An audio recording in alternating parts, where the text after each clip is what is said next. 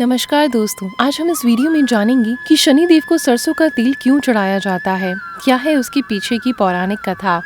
अगर आप भी जानना चाहते हैं तो इस वीडियो को जरूर ध्यान से सुनिएगा अंत तक। तो चलिए शुरू करते हैं आज की प्यारी सी कहानी। दोस्तों, आप ही तो जानते ही होंगे कि सूर्य पुत्र शनिदेव का क्रोध व्यक्ति को राजा से रंग बना सकता है और इसी क्रोध से बचने एवं जीवन में सुख समृद्धि को बनाए रखने के लिए ज्यादातर लोग प्रत्येक शनिवार के दिन शनिदेव को सरसों का तेल चढ़ाते हैं। लेकिन क्या आप जानते हैं कि शनिदेव को सरसों का तेल कब से और क्यों चढ़ाया जाने लगा? दरअसल इसके पीछे एक पौराणिक कथा छिपी है, जिसके अनुसार कहा जाता है कि एक बार लंकापति रावण ने अपने महल में सभी ग्रहों को बंदी बना लिया। उसमें शनिदेव भी शामिल थे। उस समय रावण ने अपने अहंकार में इतना डूबा था कि उसने शनिदेव को बंदी गृह में उल्टा लटका रखा था। इसी समय जब माता सीता की खोज करते हुए हनुमान जी लंका पहुँचे तो रावण ने उनकी पूंछ में आग लगाई, जिससे कि क्रोधित होकर भगवान जी ने सारी लंका को आग के हवाले कर दिया। जब लंका जलकर खाक हो रही थी तो सारे ग्रह तो रावण की कैद से मुक्त हो गए, लेकिन शनिदेव उल्टे लटके होने की वजह से मुक्त नहीं हो पाए और काफी लंबे समय से उल्टे लटके रहने के कारण उन्हें असहनीय पीड़ा होने लगी।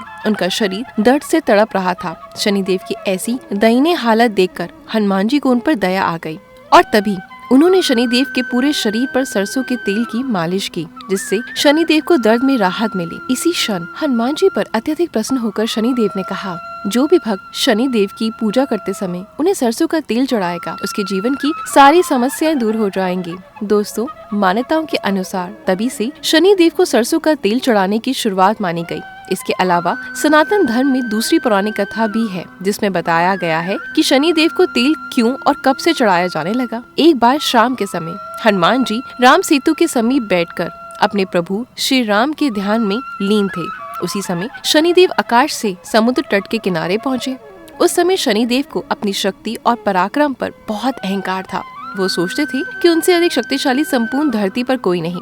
फिर शनिदेव की नजर जैसे ही राम भक्त हनुमान जी पर पड़ी तो वो उनके समीप पहुँचे और कठोर आवाज में बोले, हे बंदर, क्या तुम जानते हो मैं कौन हूँ? मैं महाशक्तिशाली सूर्य पुत्र शनि हूँ। ऐसी कड़वी बोली सुनकर राम भक्त अपने नेत्र खोलते हुए बड़ी ही नम्रता से बोले, महाराज आप कौन हैं और यहाँ किस उद्देश्य से आए हैं? वो फिर से क्रोध से बोले, मैं परम तेजस्वी सूर्य का पराक्रमी पुत्र शनि हूँ। संपूर्ण ब्रह्मांड मेरा नाम सुनकर कांपने लगता है। सावधान, मैं तुम्हारी राशि पर आ रहा हूँ। उस पर हनुमान जी ने बहुत ही सहनशीलता से कहा, हे महाराज, मैं काफी थका हुआ हूँ और अपने प्रभु के ध्यान में मग्न हूँ, कृपया करके इसमें बाधा ना डालें। फिर अहंकार में शनिदेव ने कहा, मैं कहीं जाकर लौटता नहीं हूँ, जहाँ जाता हूँ वहाँ अपना प्रभाव दिखाकर ही वापस आता हूँ। यह हनुमान जी के बार बार आग्रह करने पर शनिदेव ने उनकी ना सुनी और अहंकार में बोले, जो भी इस पृथ्वी पर रहता है उस पर मेरी 7.5 की दशा अवश्य प्रभावित होती है और अब ये आप पर भी प्रभावित होने वाली है। अब मैं आपके शरीर पर आ रहा हूँ, इसे कोई टाल नहीं सकता।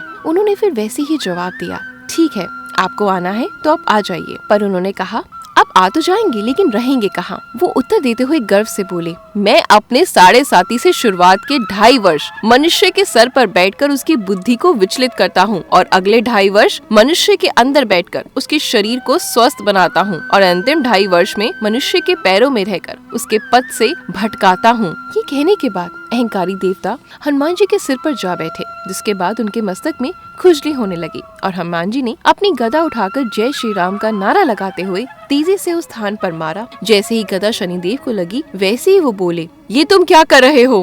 हनुमान जी बड़ी चतुराई से बोले, मेरे मस्तक में खुजली हो रही है, मैं अपनी खुजली इसी तरीके से मिटाता हूँ। और इतना कहते हुए वो फिर से एक गदा अपने सिर पर मारी, जिसके बाद इसी तरह वो अपने पेट से पैरों में भी आ गए। इसके बाद हनुमान जी ने राम जी का नारा लगाते हुए एक बार फिर गदा अपने पैरों पर मारी। इसके तुरंत ही बाद शनिदेव राम भक्त के चरणों में गिर पड़े और बोले, हे करुणामय, हे महावीर, मुझ पर दया कीजिए। मैं अपने अहंकार का दंड पा चुका हूँ, मुझे क्षमा कर दीजिए, मैं आपकी शरण में हूँ। करुणामयी हनुमान जी बोले, शनिदेव, मैं आपको मारना नहीं चाहता था, परंतु मेरे शरीर में केवल मेरे प्रभु श्री राम ही रहते हैं, यहाँ किसी दूसरे का कोई स्थान नहीं। दोनों देवताओं के बीच संवाद यूं ही चलता रहा और कुछ ही देर में शनिदेव दर्द से कराहते हुए कहने लगे, हे प्रभु, इस असहनीय पीड़ा को दूर करें, मुझ पर दया करें। तब हनुमान जी बोले, तुम पहले मेरे भक्तों की राशि पर कभी न आने का वचन दो, तभी मैं तुम्हें पीड़ा मुक्त कर सकता हूँ। दोस्तों, इसके बाद शनिदेव ने महावीर हनुमान की बात मान ली,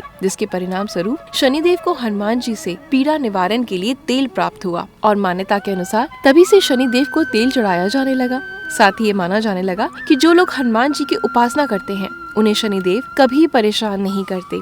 तो दोस्तों, अगर आपके मन में भी इससे जुड़ा कोई प्रश्न है तो कमेंट बॉक्स में जरूर बताएं। और अगर आपको मेरा ये वीडियो अच्छा लगा तो ऐसे ही वीडियो को लाइक और शेयर करना ना भूलें। मिलते हैं कल कुछ नई कथाओं के साथ। धन्यवाद।